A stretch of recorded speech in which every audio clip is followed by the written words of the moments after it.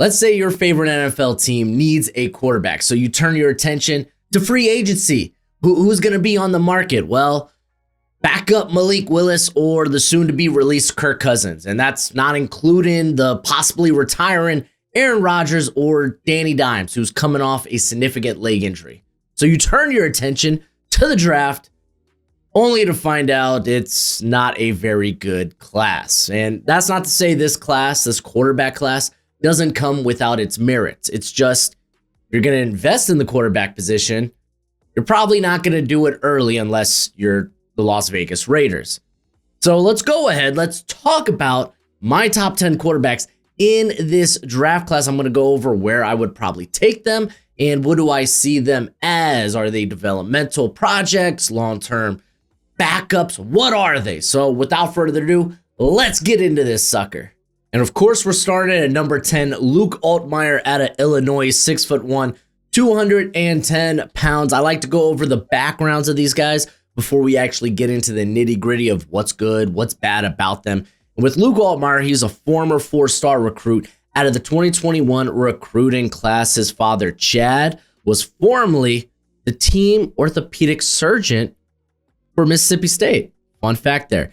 Luke, he starts his career at Ole Miss, and he's the backup for Matt Corral, and then he gets, I believe, he had one start, ended up redshirting in 2022 because Jackson Dart stepped up and ended up being the guy. So now he takes his talents to Champaign, to Illinois, where he's been essentially the full-time starter the last 3 years. In that first year in 2023, he started the first 9 games before suffering a head injury and not playing the remainder of the season. But he started 13 games this year, last year, and he's been solid. He has been actually revolutionary to some degree for Illinois and kind of putting that team, resurrecting that team to them being a competitor, a legit competitor in the Big Ten. However, Altmaier, you look at the size, 6'1", 210, it's like, okay, not ideal size, but you know what? NFL quarterbacks are getting smaller, apparently. It kind of is what it is. But then you look at the hand size, 9 inches. I know for most men, you're like, wow, 9 inches. Not in the NFL. Nah, not when you're playing quarterback. 9 inches or less. Then we get into Kenny Pickett territory. It's like of hand size, where it's like, okay, well, can you really make it? On top of that, we're talking about a guy he's not going to blow you away with his arm strength. I would say he's got an average to above average arm. Doesn't really put too much behind throws. He's not really going to kill you downfield. His game is short to intermediate. He's very much a rhythm thrower in that regard. And I could definitely see him being a long-term backup in the NFL. That's why I got this 6th-round grade on him. He just reminds me of a more mobile Graham Mertz. If you remember Mertz coming out, ended up getting drafted by the Houston Texans, I believe. Because Altmaier, man, he's got a quick release, easy throwing motion, displays solid anticipation on that short to intermediate stuff, and he throws with relatively good touch. Again, very good rhythm thrower, doesn't mind standing in the pocket and just taking a hit to deliver a throw. But this is the thing, he's more mobile, Graham Mertz. And I'm not saying he's some phenomenal athlete, he's not. But he can extend the play with his feet. He knows how to maneuver the pocket. If you saw him down in Mobile in the Senior Bowl, in the practices, you were like, wow, man, this guy can really dart around close quarters, evade pressure, and get a throw off. However, when they do hit him, if you look the last couple of years, under pressure, a lot of fumbles, a lot of strip sacks. It's just not great. I think in the actual Senior Bowl game, he may have had 1 strip sack, almost had 2. He got fortunate and was able to pull the ball down just in time. Again, not going to blow you away. The accuracy at times comes and goes. There are times where he forces the ball into tight coverage. But with him being, I would say I don't want to say a plus athlete, but a plus athlete for the position, or for at least being a rhythm type of thrower, I think he does have a good long-term projection of being around in the league for 10 years, just being a solid backup. These next two prospects I'm going to talk about are actually really, really fun. So let's go ahead and start with number 9, Cole Payton, out of North Dakota State. He's 6'2", 229 pounds. I got a midday 3 grade on him. Former 0-star recruit, no crap. He ends up going to North Dakota State. But he set his high school record. He was like Nebraska's Gatorade Player of the Year. Set his high school's record for passing completions, yards, and touchdowns. He also played basketball in high school. He ends up going to North Dakota State where he red shirts. And then he is just the backup behind Cam Miller for all of the last 3 years, right? And he gets his first time to start, and it's pretty darn good. He ends up being a second team all Mountain Valley Football Conference. But that's the thing. He only has 13 starts to his name.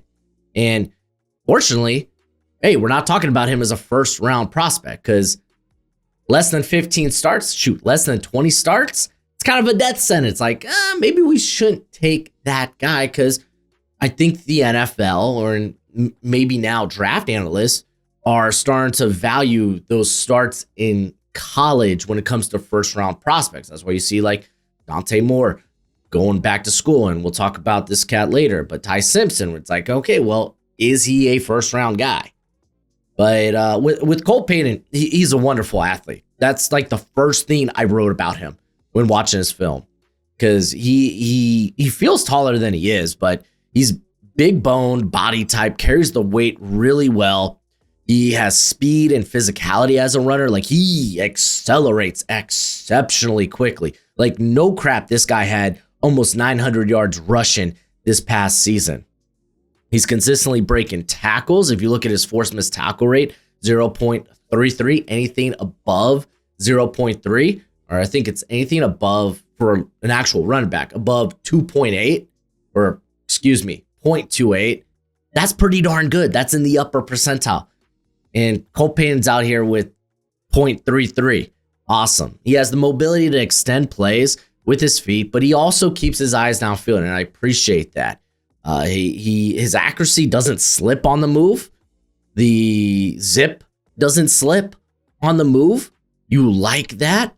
The mechanics, sure, they affect his touch a bit because they're just kind of wonky, right? They're just kind of wonky, but he's been generally accurate. If you look at his adjusted completion percentage, again, I say adjusted because it takes out spikes and throwaways and drops, so you get the truest sense of how accurate this cat actually is, and it's 76.4%. That's very good.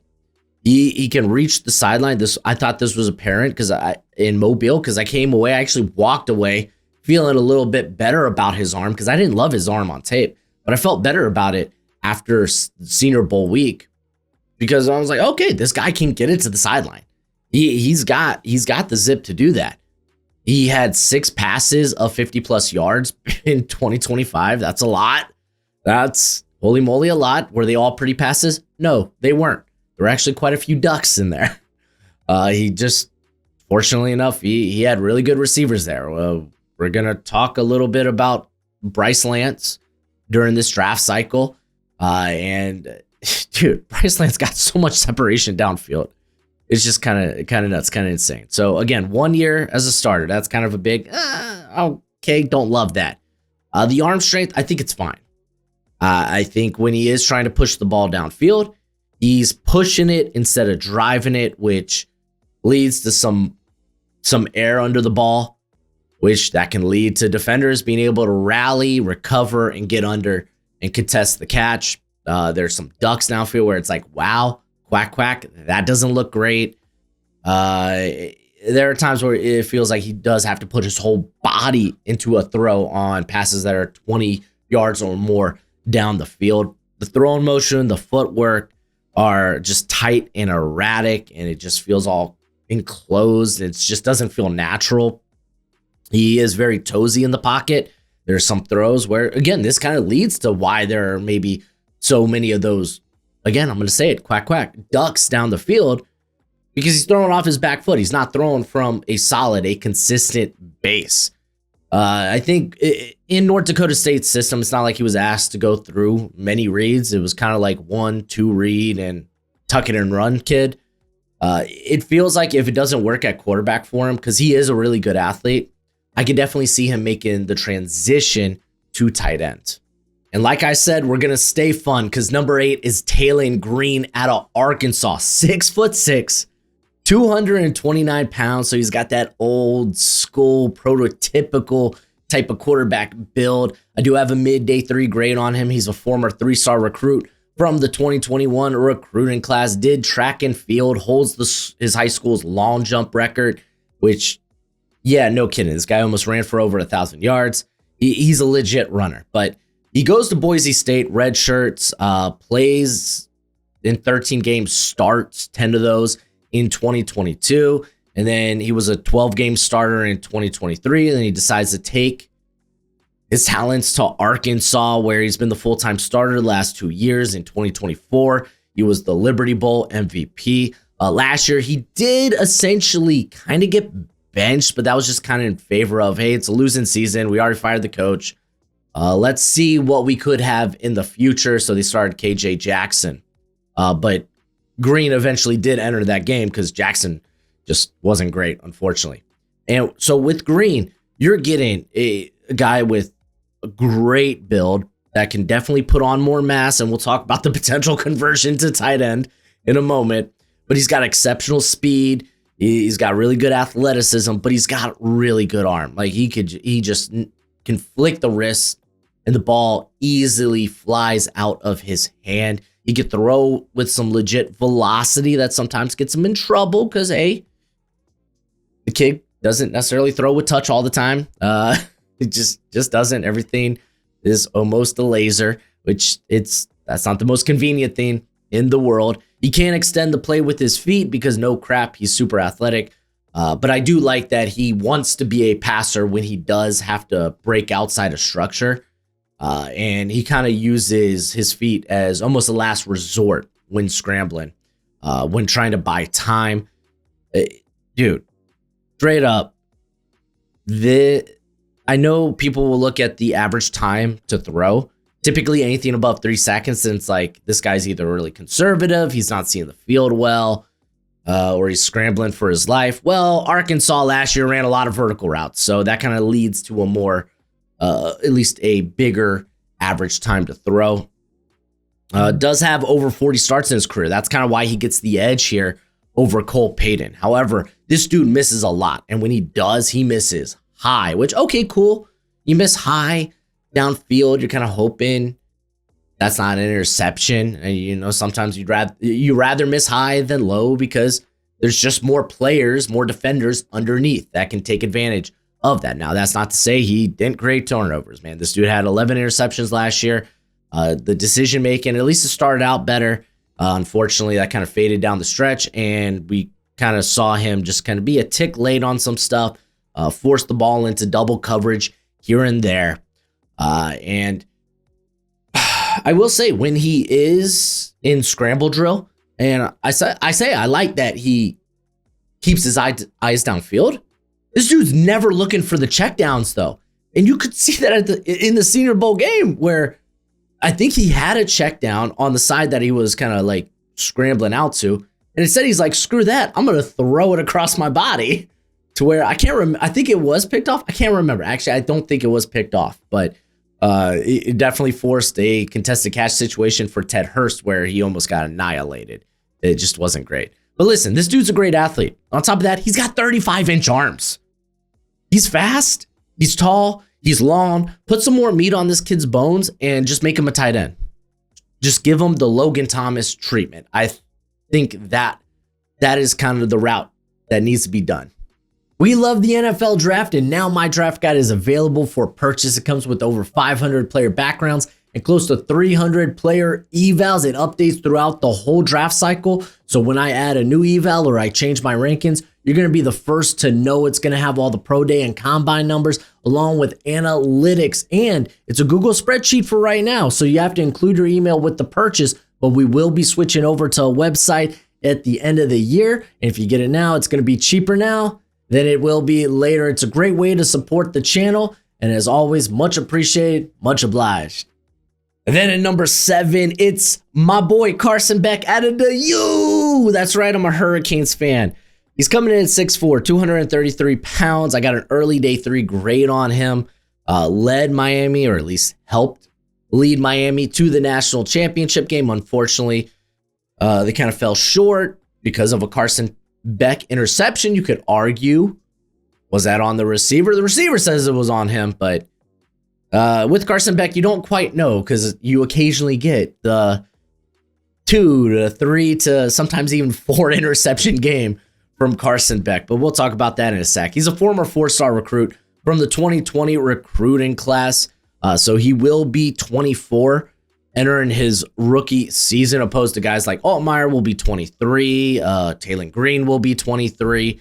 I don't have a specific age on Cole Payton, but he comes from the 2021 class. So you think he's probably going to be 23. So Carson Beck, we're already talking about, okay, we got an older cat here. Starts his career at Georgia Red Shirts. He's the backup behind Stetson Bennett and JT Daniels, named from the past right there, right? But he ends up being the backup until 2023, where he becomes the full-time starter. He's second team all SEC. And then 2024 happens. 2024 is supposed to be the year where it's like, okay, he's a first-round prospect. Might not have the best tools, and we'll talk about tools in a second, but he's a first-round guy. And not so fast, my friend, because he was on the struggle bus for much of 2024. And unfortunately, it ends up ending in an elbow injury in the SEC championship game. He ends up having to get his, UCL repaired on his throwing arm, and he decides to transfer, which now here's the red flag with Carson Beck and why I have him at 7 opposed to where I honestly, he probably ends up quarterback 5 or 6. Probably 6. If not for some of these character red flags. It can first start with there's a disconnect between him and his teammates in the locker room. You go to that Louisville game, and after, he kind of like puts the blame on his receiver, which probably is honest, but you kind of hope you don't want to throw your teammates under the bus. Then you could talk about some of the off-field antics with, he ends up transferring to his girlfriend's college and then cheats on her, and like she's a high profile like media star / former basketball player. And there's been stories about how he enjoyed the NIL life, the luxury that it came with. So there's some of that stuff creeping out there that not a lot of teams are gonna love. They're not gonna love. But let's just take that, put that to the side. Say, hey, he interviews well, and you're like, okay, you know what? Whatever. He's a college kid. It is what it is. Well, he brings a prototypical size at 6'4", 233. Unfortunately, that prototypical size doesn't come with I would say an elite NFL arm or even a great NFL arm. He's got okay arm strength. You could go back to the Georgia tape. You could go to Miami's tape this year. There are some balls that hang.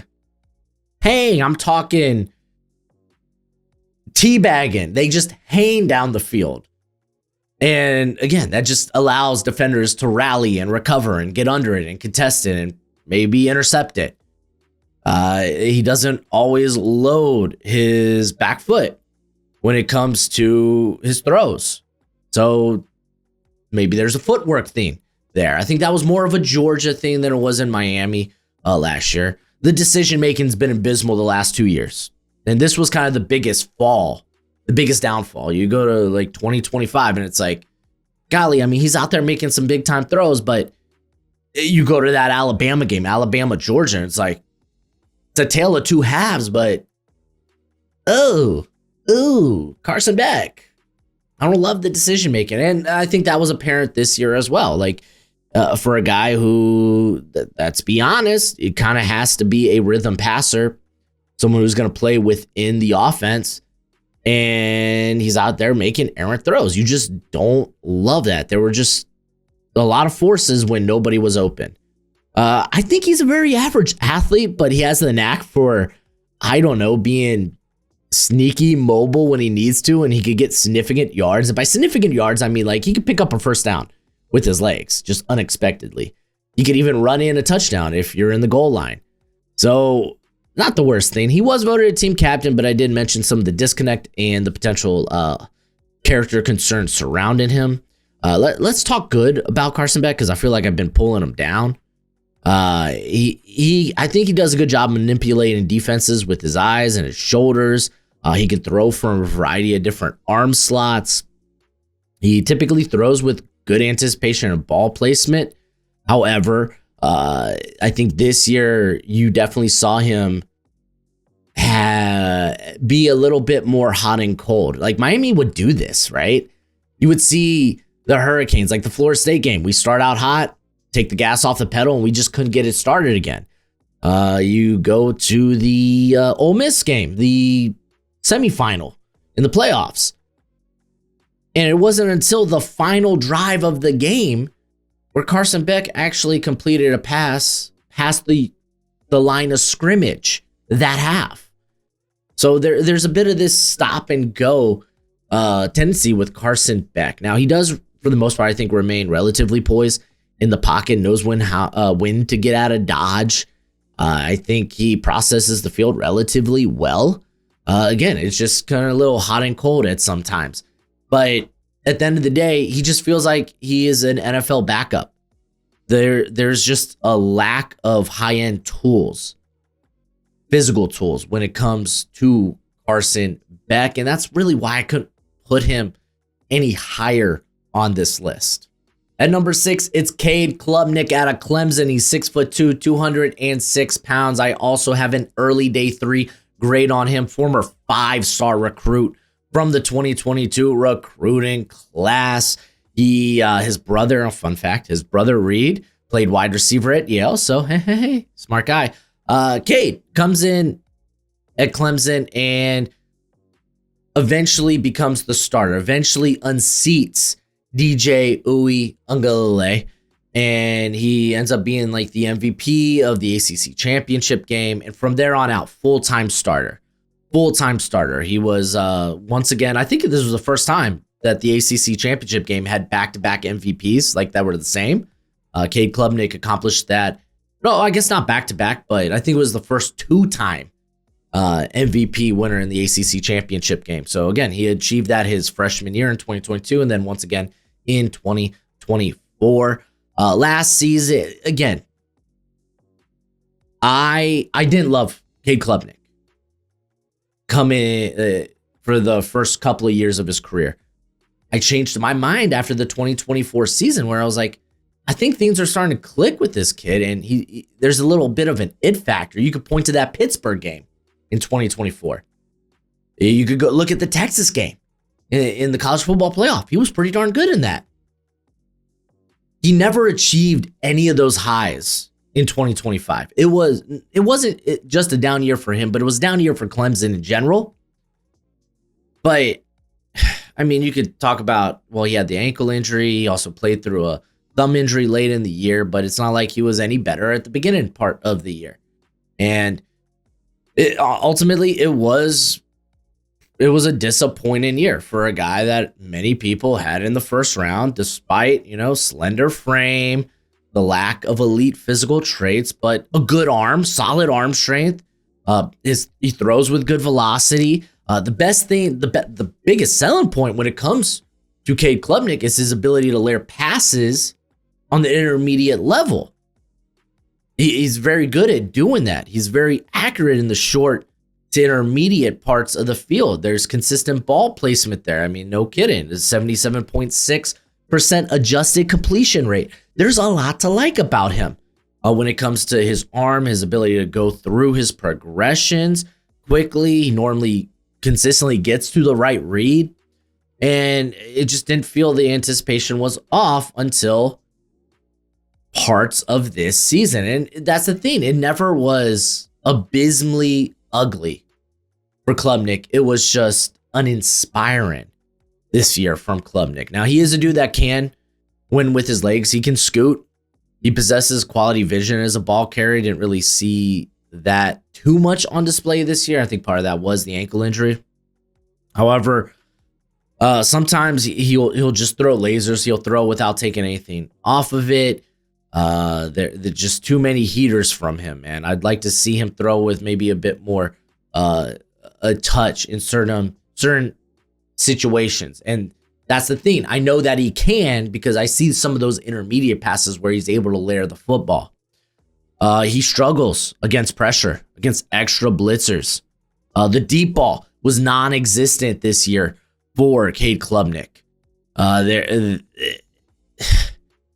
that was the thing, man. I just didn't think there was as many ambitious throws. I think maybe part of that was Antonio Williams being banged up this year, which, I don't know. Cade Klubnik's just a different guy when Williams is healthy. Ultimately, at the end of the day, I feel like he's going to be a good backup. He's young. He's going to be 22, entering his rookie season.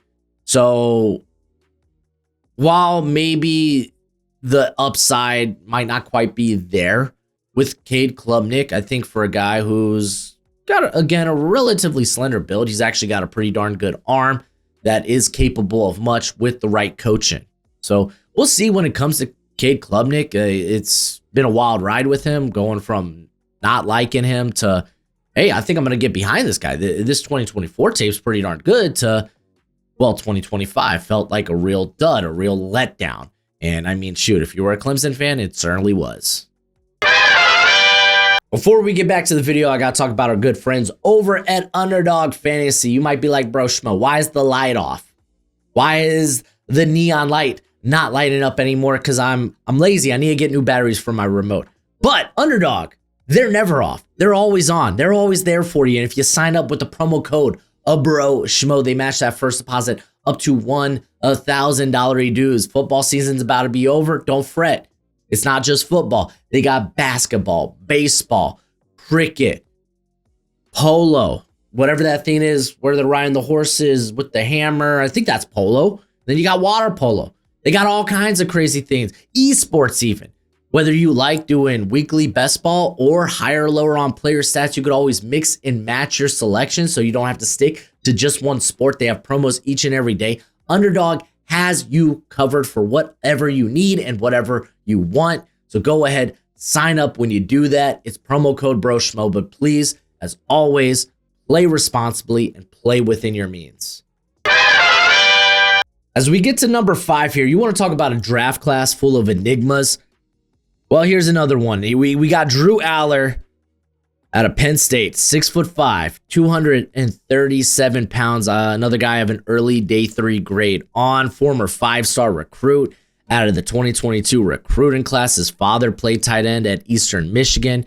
Aller, he holds the school record and a county record for career passing yards and touchdowns, as well as an all-time season record for passing yards and touchdowns in a season. He also played basketball and baseball growing up. He ends up going to Penn State. He sits his first year, was essentially the backup. In hindsight, it's like, man, would be nice if he would have redshirted because of what happened this past season. But he's been the starter since 2023. And then this year, we're kind of hoping for a bigger breakout year. We felt like we maybe saw a bit of that from Aller in the Big Ten championship game in 2024 against Oregon. But then you get to the college football playoff, especially the Notre Dame game, and you're like, I was really hoping for something better for Drew Aller. He needs to turn up in these big moments. That wasn't the case this season. And that was even before because he only ended up playing 6 games because he ended up dislocating his ankle or having a season-ending ankle injury. Let's talk about the bad with Drew Aller because there's a lot to like. The dude's an absolute unit, great size, possesses a big arm, good mobility. But let's talk about the bad. Dude's very toesy from the pocket, doesn't always throw from a consistent base. The ball placement is inconsistent at best. He can be late to anticipate and just leads to a lot of throws behind his pass catcher. You could check out, funny enough, that Big Ten championship game in 2024 against Oregon, or you could check out the Oregon game from this past season because I think there's some great examples there of just the anticipation. I thought this year he kind of did away with his YOLO ball tendencies when under pressure, but in return, he became a lot more reserved. And also just the touch pass is non-existent with him. It's just not. And again, this is a dude that never lived up to showing up in the big moment. you can't pin this on his wide receivers because he has played with a variety of different receivers who end up producing everywhere else except for with Drew Aller. Harrison Wallace, he was legit with Ole Miss. Guys he had this year, like Kyron Hudson, he was a solid receiver at USC, did nothing this year. You got Trevor Pena, who was phenomenal for Syracuse in 2024, did nothing this year. Was it Ross from Penn State, who probably was the best target for Drew Aller, but we know that he could have done much better. I don't know what it is with Drew Aller and receivers that just don't freaking mesh. Keandre Lambert Smith ends up going to Auburn. And yeah, Auburn had their struggles with QB and whatnot, but he did enough there to end up getting drafted in the NFL. I don't know what it is with Drew Aller when it comes to that, but there's a lot to like about him. Being a former 5-star with great size, big arm, he's got the tools worth trying to develop. So if you want to take the roll of that dice, it wouldn't surprise me if we saw Drew Aller sneak into the 3rd round simply just because of, 1, what this quarterback class is, but 2, the desirable traits. This dude can maneuver the pocket well because of his mobility. He can be tough to bring down as a runner. 46 broken tackles on 180 career carries. There are times where he was able to make a throw despite a lack of separation from his receivers. He can throw with good zip. He can really spin the ball. I need him to throw with more touch. So to me, he's just kind of this developmental guy right now because I just don't feel like he has improved year after year, which that's just not what you want to see from a NFL prospect. Coming in at number 4, it's Garrett Nussmeier out of LSU. He's 6'1", 202 pounds. I currently have a 4th round grade on him. I see a lot of people out there giving him day 2 grades after how he did at the Senior Bowl. And sorry, he's not going to get that quarterback bump from me. But I think he's done enough to distinguish himself as quarterback 4, potentially quarterback 3, depending on what happens with quarterback 3. We'll get to him when we get to him. But Garrett Nussmeier was formerly a 4-star recruit from the 2021 recruiting class. He will be 24, entering his rookie season. His father, Doug, was drafted in the 4th round of the 1994 NFL draft by the New Orleans Saints. He played 5 years in the league. He was formerly the quarterback's coach for the Philadelphia Eagles, and he's now the OC over in New Orleans, which is why early in the year, you got a lot of people mocked Garrett Nussmeier to the New Orleans Saints, not just because he's from LSU, but also his dad's currently the OC over in New Orleans. Not going to be the case. It's just not. Maybe as a backup, actually. But they also got Spencer Rattler there. I don't know. Well, I guess we'll see. We'll see. Nussmeier, interestingly enough, when you look at this class, there's a lot of guys who just kind of waited their turn. We'll talk about Ty Simpson, but you look to like Cole Payton. These guys waited their turn patiently before they actually got their opportunity to start. In 2021, he redshirts, and then the next 2 seasons, he's the backup for Jaden Daniels. He ends up getting his first start in 2023 because Daniels is like, well, I'm going to the NFL. I'm not playing in the bowl game. And Nuss ends up getting the nod there. And then in 2024, it's fun. It's fun, right? Because the dude's a gunslinger. He ends up being like the MVP in the Texas Bowl. But you're kind of like, you're kind of watering at the mouth because it's like, oh, man, he might not have ideal size at 6'1", 202. And we'll talk about the hand size in a second as well. But the dude's a gunslinger. He can make plays happen. And that's the unfortunate thing about him and his time as a starter for LSU. Because you go to this year where the offensive line, it's not great. The run game, it's non-existent.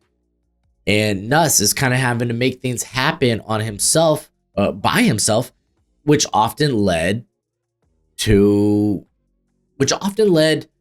him continuing to have to put the ball in harm's way. And there's a lot of dumb decisions, a lot of throwing it into double, triple coverage on Nuss's tape. And it's just like, it makes you want to rip your eyes out. He wasn't even playing healthy this year. He was playing most of the year with an abdominal injury, so maybe that affected his play to some degree. I don't think that should have affected his decision making, but that's neither here nor there. He eventually gets benched, and I don't think it was... it's not your typical benching. He wasn't benched because he was playing bad. Matter of fact, he was benched in that Alabama game after he led a drive that led to a field goal.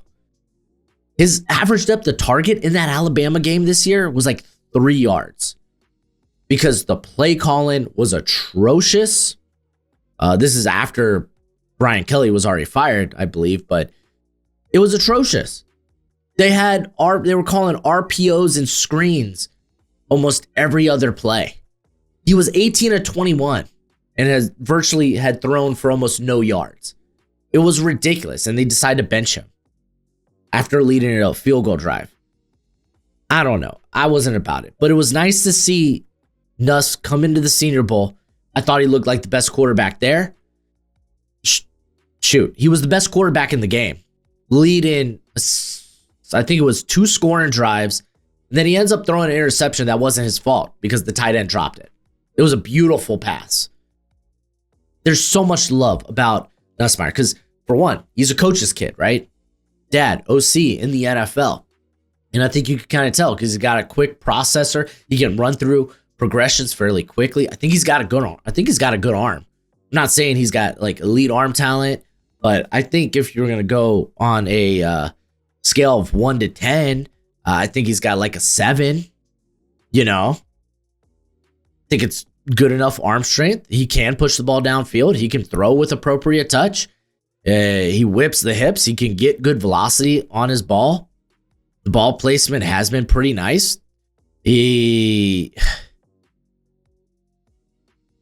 I wish it could say that, playing under pressure was great. It wasn't this year, but it is what it is, man. He's a dude that can remain accurate while on the throw. He looked more like his old self at the Senior Bowl. Part of that could be health. Part of that could just be being freed from Brian Kelly and the treachery he committed at LSU. He was voted a team captain. His coaches just praised what he meant to the team, what type of leader he was. Now, the frame is a bit slender. The hand size, it's abysmal. It's abysmal. This is another reason why I can't put him on day 2. Because you're talking about a guy who, granted, I think he was unfairly benched, but he was still benched. The production was not nearly as good this year as it was the prior season. He's got a slender build. He's got 8 and 3/4 inch hands. Again, I don't really know how to say it that way, but just under 9-inch hands. We're talking about, man, you're really hoping that he is kind of the exception to this rule. You need more than 9 inches to play quarterback in the NFL, or at least to play starting quarterback in the NFL. I talked about him forcing throws. You go to that Florida game. He sees a blatant hold in as he's scrambling. He sees the flag thrown, and he still decides, okay, well, I'm going to throw it across my body into double or triple coverage, and it gets intercepted on a play that was essentially dead, worthless for you. Throw it away, take your penalty yardage. What are we doing here? There are some times where, and I think this was because of the state of the LSU offense, he's too eager to make a play. And trying to get something started for the team. Again, it's just that gunslinger mentality. But at the end of the day, I just love how he plays the quarterback position. He can sling it around, and I think if you surround him with more help, then he could play within that offense. And I think we saw that during the Senior Bowl game. I think we did. So I believe there's a high-end backup in Garrett Nussmeier. I really, really do. I'm not putting him on day 2. You could argue taking a shot and drafting him like late 3rd round would be okay. And honestly, I wouldn't disagree. And number 3, as it stands now, I keep checking the Twitter or the X or whatever the hell we call it. But number 3 is Trinidad Chambliss out of Ole Miss. He's 6 foot, 200 pounds. I have a 3rd round grade on him, not a top 75 grade. Some people argue they'd be willing to take a 2nd round pick on him. I don't have that same train of thought.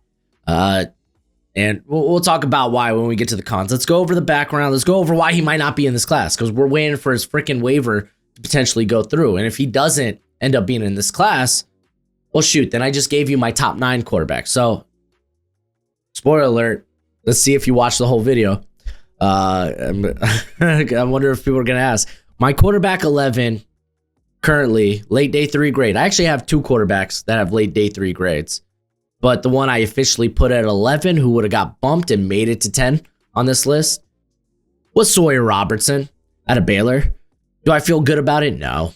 But welcome to this quarterback class. Let's talk about Trinidad Chambliss, because it's a fun story. So he will be 24 entering his rookie year if it happens, depending on when the NCAA decides to make its move. I mean, I think Trinidad just a couple of days ago had an Instagram where he's got it's just a picture of like gloves, a field, and an NFL sized football.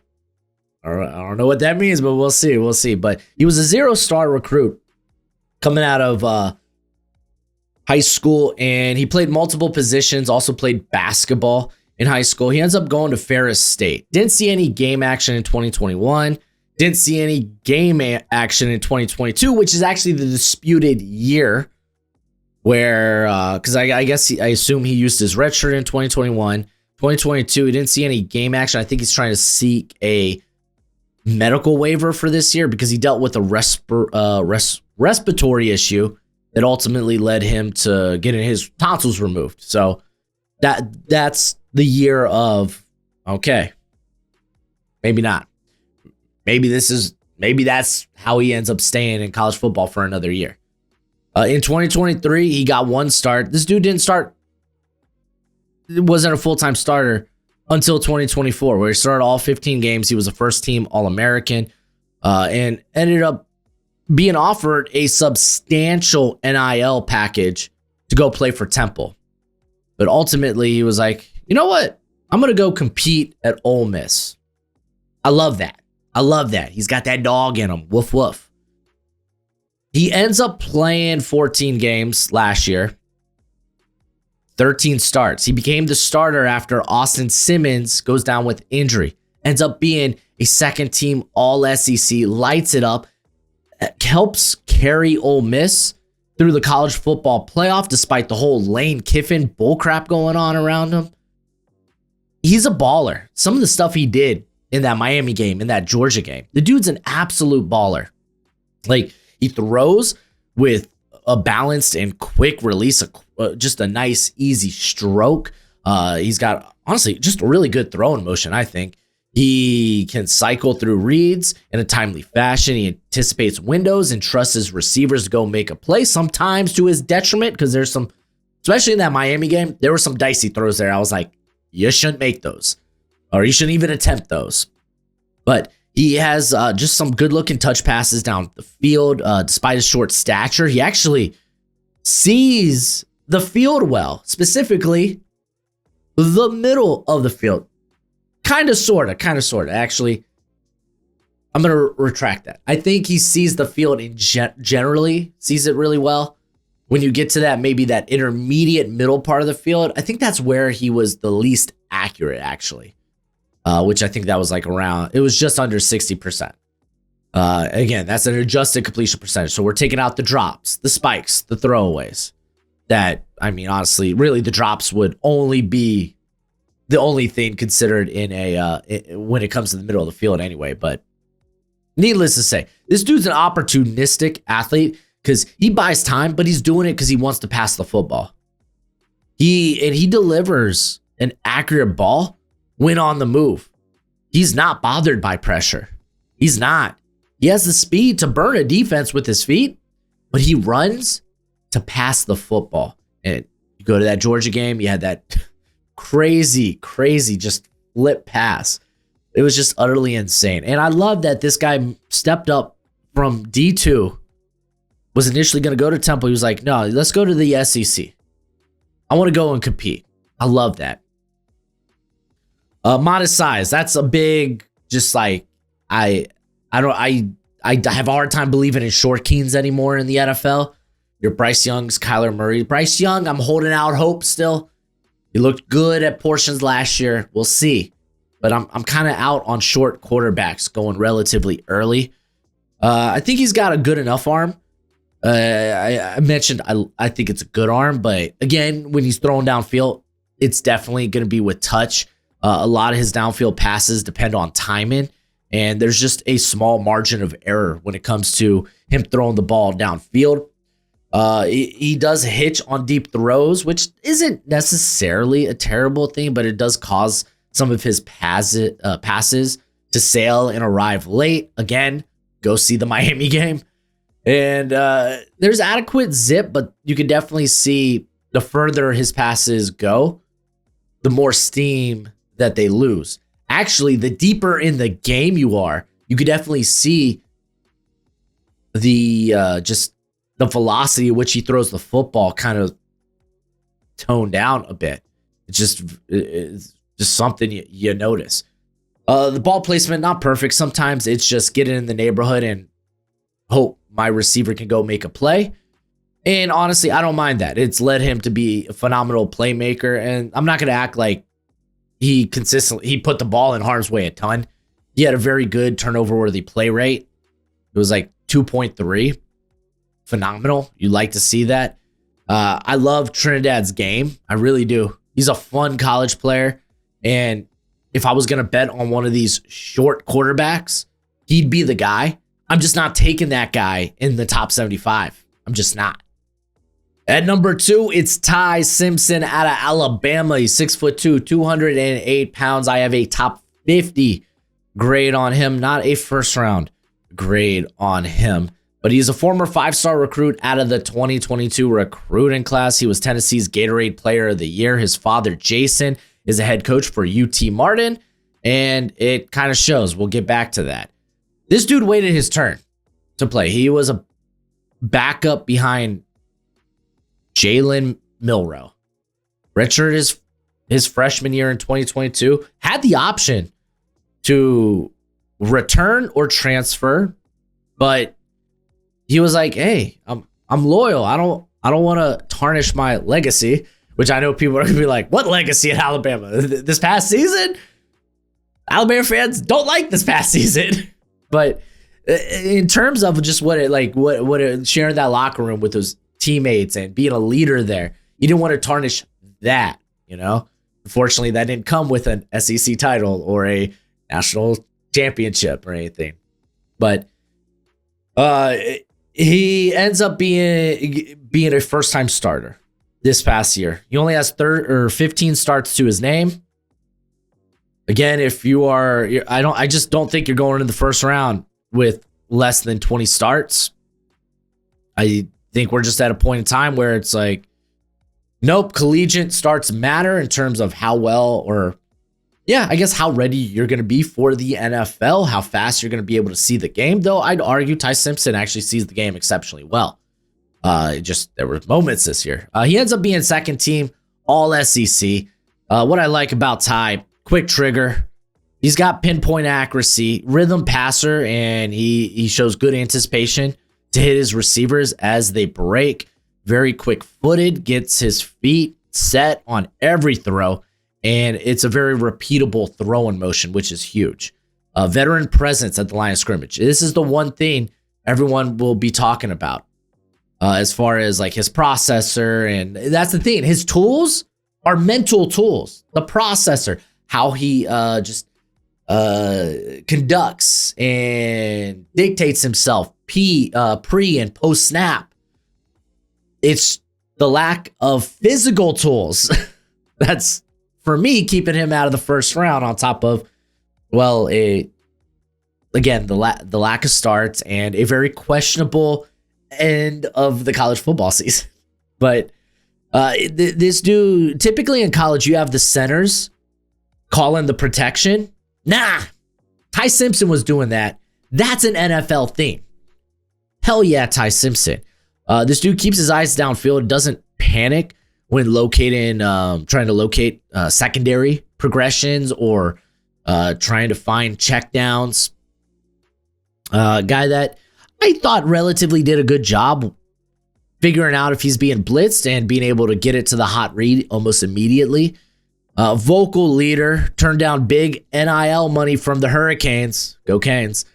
Because, again, he wanted to preserve what he did last year with him and his teammates at Alabama. And I kind of respect that. It's just I kind of wish he got more starts from it, you know? I think he's a good athlete. He's not a great athlete. He's able to elude pressure. That's about it, in my opinion. Father being a coach, I think definitely helped with the development mentally and getting him ready for this season and this moment.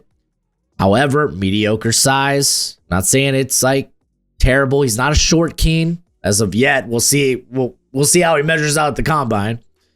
But mediocre size. I think he's got a good, not great arm. Some of those deep balls can hang on him. The deep ball was actually a problem this year. I think it started at the South Carolina game. It wasn't all on him. Like, his receivers were dropping balls. Like Ryan Williams, what a sophomore slump, right? But there are also a few passes where it just got away from him. And it's like, dude, what happened to the pinpoint passer we saw all of 6 games or in the first 6 games? So yeah, there was that big slump after that South Carolina game. I thought initially, okay, well, he's back now after that first playoff game against Oklahoma. Ty Simpson and the Tide are back, and then they ran into a buzzsaw against Indiana. And don't give me, well, Indiana makes everyone look like that. They have. They didn't do that to Oregon in the first game. Granted, that one was at home for Oregon. They didn't do that to Miami in the national championship. Granted, that was at home for Miami, essentially. So maybe there's a trend there. Maybe there's a trend there.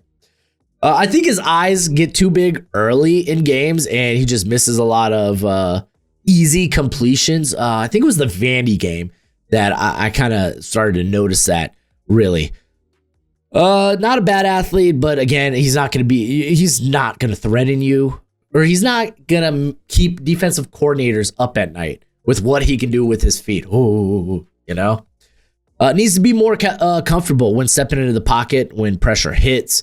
Again, the lack of physical traits combined with the few starts, to me, just I wouldn't take him in the first round unless I'm able to trade for cheap to get back up into the back end of the first round just to get that 5th-year option. But even then, if the price is too much, I wouldn't do it. That's kind of where I'm at when it comes to Ty Simpson. Now, I wonder how many of y'all are actually going to come to this portion of the video where I talk about my QB1 because he's everybody's QB1. Where you've talked a lot about him. It's Fernando Mendoza out of Indiana, 6'5", 225 pounds, prototypical quarterback size. Love to see it. The question is, yeah, he's quarterback 1 because there's no competition. It's not even close in this class. But is he worth the first overall pick? Is he that type of quarterback? And because typically I would say, okay, if you're a quarterback worth the first overall pick, does that make you, should that mean you're number 1 on the big board? And I've been just racking my brain with that question. And I think I came to a conclusion just the other day when it came to where I'm going to put Fernando Mendoza on my big board. Because a lot of people are going to have some of the other blue chips like Jeremiah Love and Caleb Downs. But when I make my big board, I take into account quarterback value. Wherever you have a quarterback, you should probably have them a half round earlier. And that's typically for your day ones and maybe your second round quarterbacks. That's typically the rule of thumb. But with Mendoza, I was really thinking about that because I love Caleb Downs in this class. I love Ruben Bain in this class. Those are the 2 guys that I would have ahead of Mendoza. And I guess let's go over the background first. I'll talk about the things I like, the things I dislike, and ultimately where I'm going to have him on my big board. Spoiler alert. But Fernando Mendoza was a 3-star recruit from the 2022 recruiting class. He has an extensive history of volunteer work. By the way, check out this guy's interviews. Some people think he's cringe. I think he's fun as hell. I really do. His younger brother, Alberto, played quarterback at Indiana. He was the backup there. He's now over at Georgia Tech via the transfer portal because Josh Hoover from TCU is going to be the starter there for Indiana. But Fernando starts his career at Cal, red shirts. Then he ends up starting the final 8 games of the 2023 season. He's the full-time starter in 2024. Really just missed a game because of illness. Enters the transfer portal.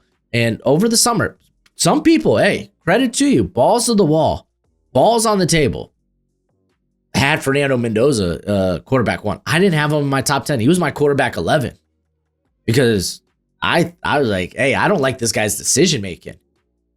You know, I should have maybe connected a few dots and be like, well, I mean, it's Signetti, it's RPO heavy.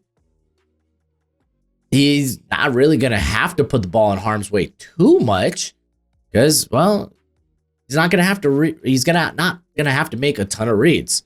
But that's not really the case because we've seen instances this season of where, okay, I have to shuffle through some of these reads. There was like a red zone read against Miami where it's like, oh man, this guy went through like 4 of his reads before coming to a conclusion of where to go with the football. So regardless, he goes to Indiana, starts all 16 games, magical season. Indiana, congratulations. You beat my Miami Hurricanes. I was just happy it was a good game. It really was. But he makes first team All-American, first team All Big Ten. He won the Heisman Trophy. He also brought home the Maxwell Award and the Davey O'Brien Award. I mentioned prototypical quarterback size. I think he's very much a rhythm thrower, though. I really do. He likes to play on time. He throws with good velocity on the short to intermediate. He's not afraid to step into the pocket, and no one's going to question this dude's toughness. If you saw the freaking the run against Miami, where he breaks a tackle off of 2 defenders and then almost helicopter spins into the end zone, no one's going to question this dude's toughness. No one should question his leadership either. People are going to love this guy in the locker room. I'm just going to be honest. He just exudes leadership. He just does. And on top of that, he's a great guy. Does volunteer work. Awesome. Totally awesome. Now, I call him a rhythm passer, but he can, if he needs to, he can get out of dodge, break outside of structure while keeping his eyes downfield. I go to the Illinois game earlier this year where he had to get out of dodge, but he knew where he had Elijah Surratt out in the flat. He knew, hey, I just need to buy a little bit of time so that I know he's going to get there. Tosses it, easy first down. He keeps his eyes downfield when he is forced outside of structure. He's got good straight line speed. I don't think he's going to scare you too much with his feet, but he's got like longish strides. But he does have good straight line speed. I think of him like kind of like Tyler Shuck in that regard, in terms of the level of athlete we're talking about. I mean, Mendoza is probably a little bit better though. The dude's a gamer. I said earlier in this year, man, again at Cal, I didn't see an it factor. I saw an it factor this year. You go to that Iowa game where he leads the go-ahead drive. He had to hit a 40-yard bomb in the process. You go to the Penn State game, which I know that final drive, people are going to be like, well, he was kind of bailed out by a great contested catch by Charlie Beck, and Omar Cooper not just climbing the ladder, but he was climbing the roller coaster, reaching up to make that play and being able to get a foot down was kind of insane. You could argue that that Mendoza was trying to throw that ball away. That's what it kind of felt like. But still, he had to go lead that drive. There were some nice throws in that game from him as well. The Ohio State game, that dude was getting hit early and often, came out the game. I think really just for a play or two. It just showed the toughness. The Miami game, he was There was maybe some dirty hits there on Mendoza, but again, you go back to like whenever they needed a score as Miami was trying to fight its way back in it, they just kept hammering the nail, and eventually the defense just pounded that sucker dead into the coffin. But did I mention the Oregon game? I feel like I did. Yeah, after he throws a pick six, he leads a 90-yard touchdown drive. He's a gamer. He's a gamer. There is an ed factor there. So, again, I'm going to take back what I said earlier. Again, we're allowed to change our opinions upon further review and further evidence. I don't love Fernando Mendoza. I think he's got solid arm strength, but I think arm strength, singular, not plural. I do think some balls die on him downfield. I think the Purdue game is probably a perfect example of that. By far, yeah, I'm picking his worst game of the year, but he had a lot of bad throws. Like the decision making that I didn't like at Cal was in that game. He literally throws one up that just kind of dies in the air to Omar Cooper, where Omar Cooper, for one, makes an incredible contested catch, and then two, makes some guys miss on his way to the end zone. So it was kind of a do-nothing touchdown pass for stinking Fernando Mendoza. I think he is also too willing to throw the 50-50 balls when under pressure when you have guys like Charlie Becker and Elijah Surratt. I guess I get it. I get it, though. I get it. But I thought that was also something he did a lot at Cal. I talked about, hey, he's not going to scare teams with his feet, but he's got good straight line speed, and he is able to extend the play. I don't want to take that away from him. He doesn't always see the defenders underneath in the middle of the field. The accuracy occasionally will slip on the move. But I think the dude's a gamer. He's got prototypical size. He's got a good arm. I love the character. I love the leadership. There's just something about Fernando Mendoza where it's like, you know what? Yeah, he's a top 10 quarterback in this class. That essentially means, yeah, he should be number one on your big board. Because if you are the Las Vegas Raiders, you're taking him first. If the Raiders don't take him first, if I'm the Jets, I'm taking Fernando Mendoza. I don't care if, what about Ruben Bain, or what about Caleb Downs, or any of these other cats. No, I need a quarterback. I'll take the shot on Fernando Mendoza. So I don't think in good conscience, I can't not put him number one on my big board. I may not love it, but he plays the most valuable position in the NFL. So, yeah. But before we head out today, I do, again, want to emphasize, if Trinidad is not in this class, my quarterback 10 would have been Sawyer Robertson, and I feel like I need to bring up Vanderbilt's Diego Pavia. I got a priority free agent grade on him. I think the dude's a gamer. He's got a fun personality. It's boisterous, so some teams will be turned off by it, especially what he did after the Heisman ceremony and the whole F Indiana thing. They're not going to love it, but on top of that, he's got terrible size. Guys, he's, 5'10", 198. And while he can, like, he's a good athlete, but is it good enough to maybe make the switch to running back or maybe a slot wide receiver? Maybe, but I think it kind of feels like he is positionally homeless in the NFL. Now, I'm willing to bring this guy into camp, see what we can figure out what to do with him. But I just don't see, I think he was a very fun college player. I just don't see it in the NFL for him, especially coming with some of the antics he did this year. But yeah, that's it for the video. Go ahead, do that YouTube thing. But as always, until next time, you be easy, my friends. Later.